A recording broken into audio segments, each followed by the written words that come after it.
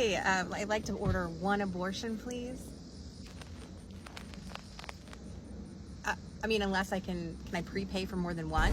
Ma'am, this is a Wendy.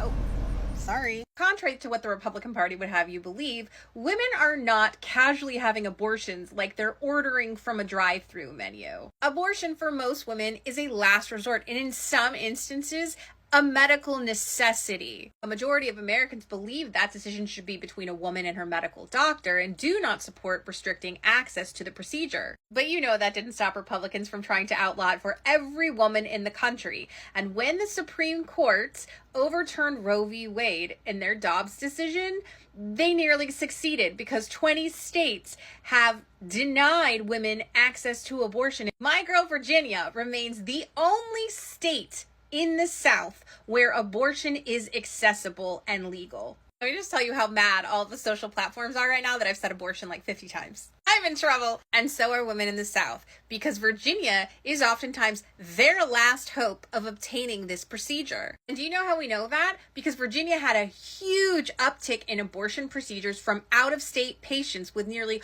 1 in 4 people accessing abortion coming from out of state, which is like just appalling. But even more worrisome, it's not codified in Virginia's Constitution yet. Virginia Democrats have been hard at work, and they passed the Reproductive Freedom Act. It's intended to be a constitutional amendment and would grant the protections that Roe v. Wade did. But guess what?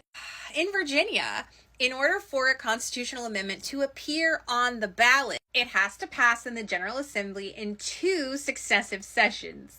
That means the Reproductive Freedom Act has to pass again in 2026. Because as much as you would like her to be, Virginia isn't quite blue yet. Democrats have had control of the state Senate since 2020, not the House of Delegates. It keeps flip-flopping, and Democrats haven't had control for 2 successive sessions. Which means if the people of Virginia do not overwhelmingly select Democrats in November, the Reproductive Freedom Act doesn't pass. The constitutional amendment won't make the ballot, and they'll have to start all over again, which is really annoying because a majority of Virginians support this act.